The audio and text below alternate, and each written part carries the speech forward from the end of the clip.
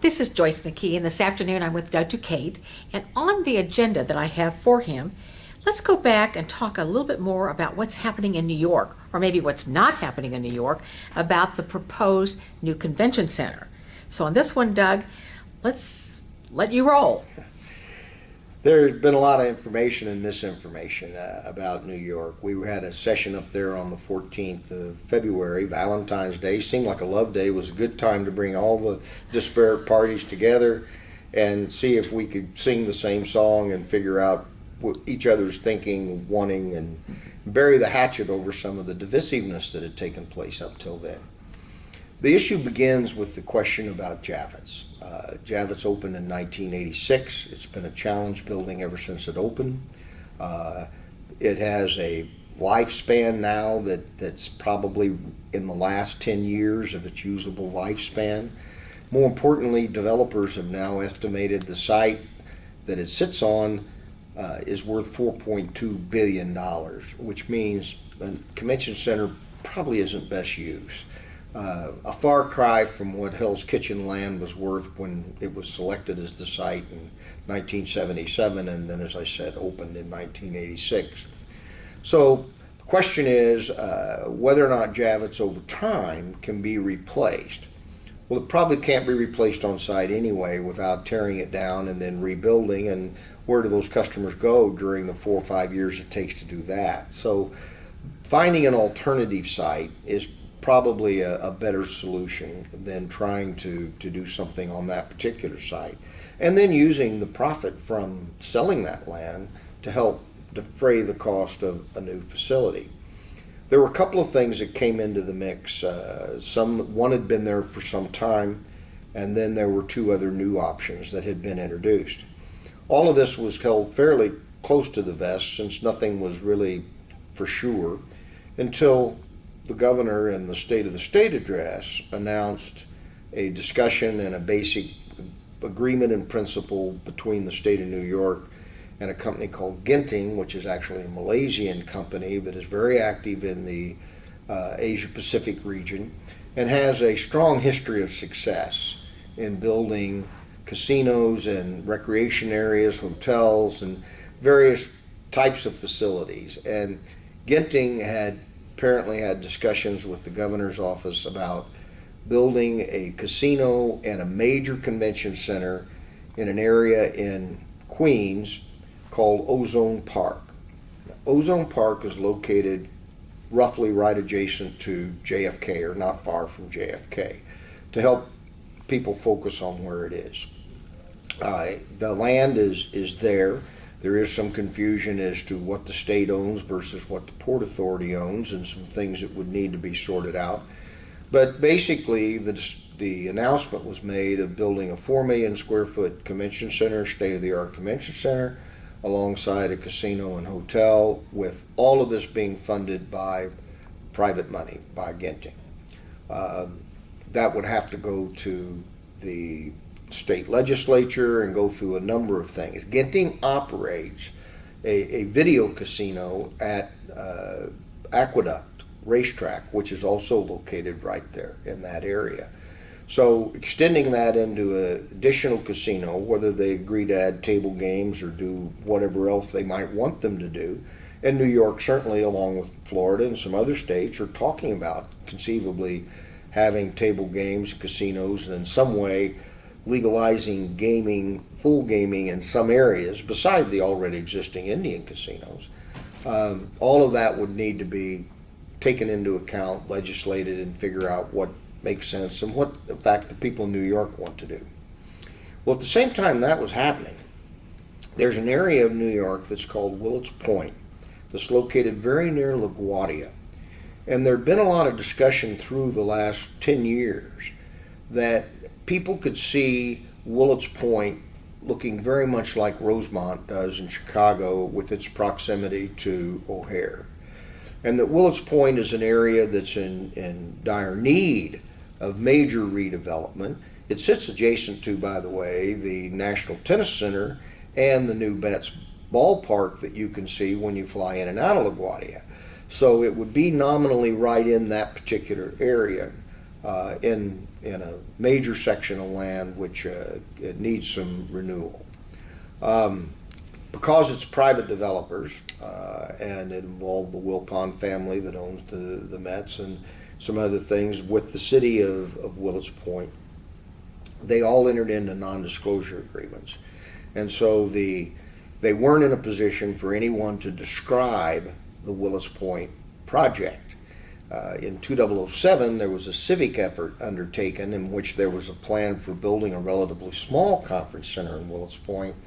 So without information to the contrary, it was very easy to confuse that project with 4 million square feet over at Aqueduct, and that was adding to the confusion. The new program, as we learned on the 14th of February, that is being investigated in Willets Point is not the old program that came out of the '07 plan. So there's two plans that are sitting on the table, both of them in Queens. Willets Point is arguably 20 minutes from Midtown Manhattan. Aqueduct's twice that long. There is no railed aqueduct, and that could need to be part of the project. So both projects have a long way to go in terms of developers, how it might be done, the role of the state, the role of the cities, a number of different issues to sort out.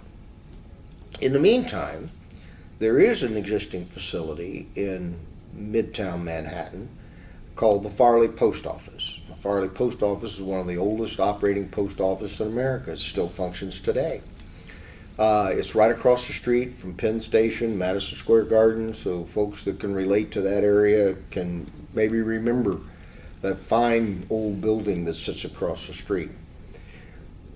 The post office actually was also the home of the Regional Postal Sorting Center, which is a 500,000 square foot structure, 4 stories high, that is adjacent to the actual front post office that provides public service. That facility is set there for several years vacant because the sorting center built and moved out to away from the city center. And there's been a lot of discussion about what to do with the Farley Post Office. There are a couple of major developers that are involved in the Moynihan Station, which is the new subway station, the state-of-the-art, world-class subway station that actually, for all practical purposes, will be right underneath that facility and across the street from Penn Station. So as a transportation hub, you have this regional transportation center emerging, again with the state-of-the-art Moynihan Station leading the way, that makes it just look like an ideal destination for something. Mm-hmm. The question is, for what? It is a historic building, and as such, there are certain things you can and can't do. One of the things that you can't do is penetrate the exterior walls. So anything you do, you can get done with inside. So you could completely gut the inside and take out floors. And by the way, sorting equipment is very heavy.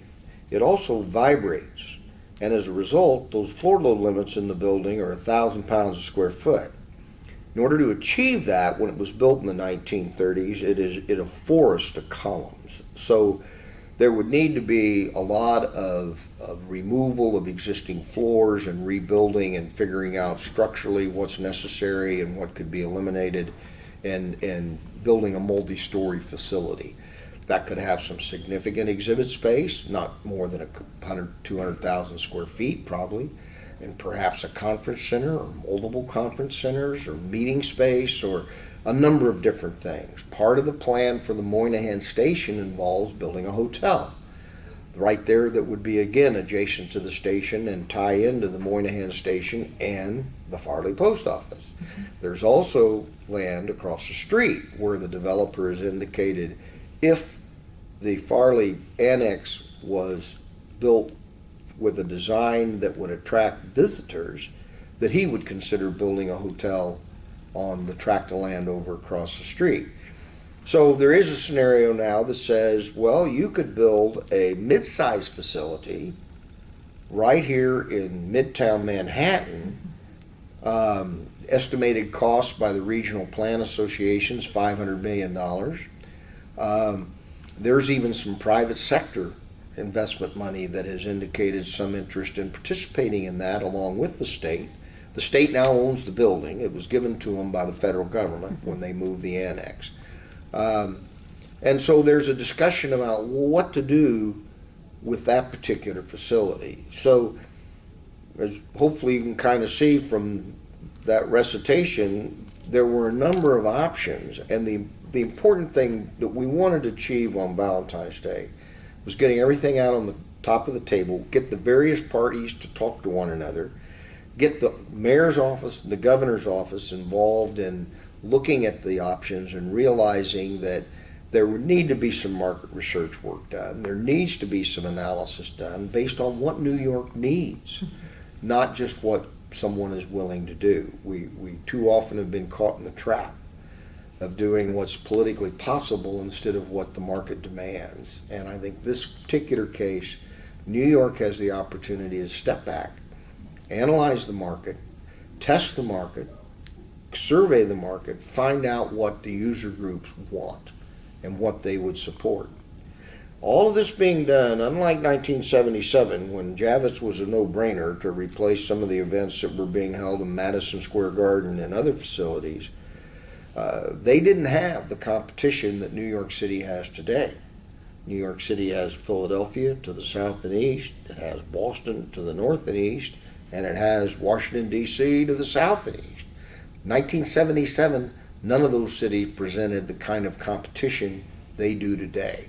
All of them with state-of-the-art facilities, much more advanced than Javits. So, end of the day, New York's our #1 city, our largest city. Everyone in the world wants to go to New York. Even people in Texas want to go to New York. So the question for New York is, what can we do to make sure that we satisfy the needs of the industry and build a facility that we have a belief will service those needs and at the same time add value and be able to be a facility that we'll be proud of and hopefully be self-sufficient. Great. Fascinating discussion. Thanks, Doug.